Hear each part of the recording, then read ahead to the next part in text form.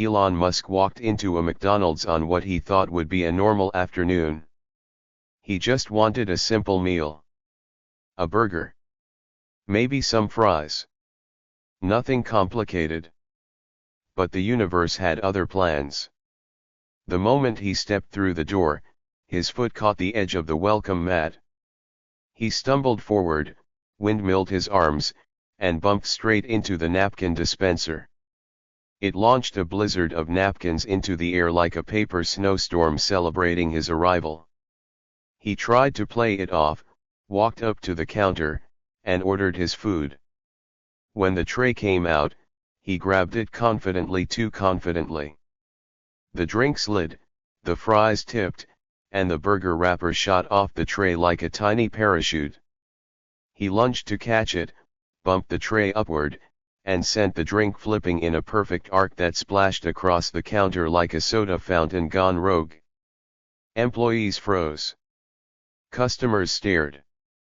Elon apologized, grabbed a stack of napkins from the floor, and tried to clean the spill. But as he leaned forward, his elbow hit the straw container, sending 100 straws rolling across the tile like runaway rockets. He finally gathered his food, sat down, unwrapped his burger, and immediately dropped it.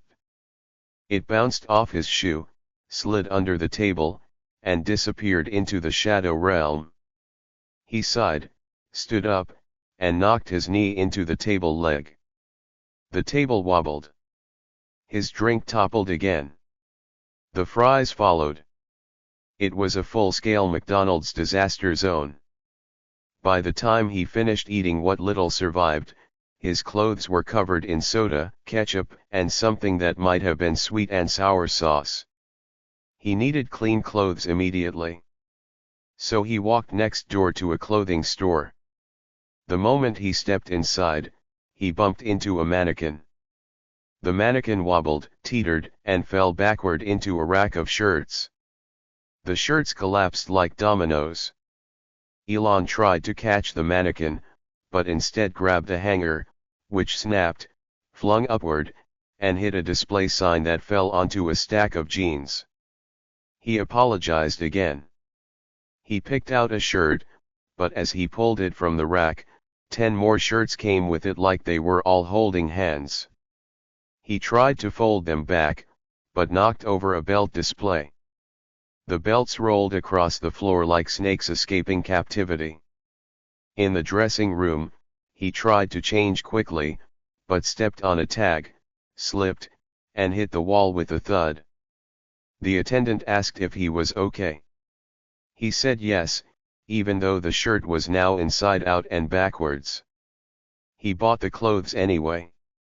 Finally, he walked out to his car, ready to go home and forget the entire day. He turned the key. Nothing. He popped the hood, determined to fix it himself. He reached in, grabbed a cable, and immediately disconnected something important. A spark popped. A puff of smoke rose. He coughed, stepped back, and bumped into his own bumper, which made him drop his keys into a puddle. He picked them up, tried again, and accidentally loosened another part.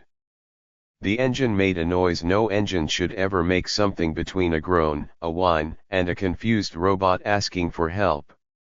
He finally got the car to start, but only after reconnecting everything he had disconnected by accident. He drove home slowly, carefully, like the road itself might attack him. When he finally walked through his front door, he dropped his keys, tripped over his own shoe, and landed on the couch face first. He didn't even bother changing. He just lay there, defeated, covered in McDonald's sauce, clothing store dust, and the lingering smell of engine smoke. It had been the longest, clumsiest, most chaotic day of his life.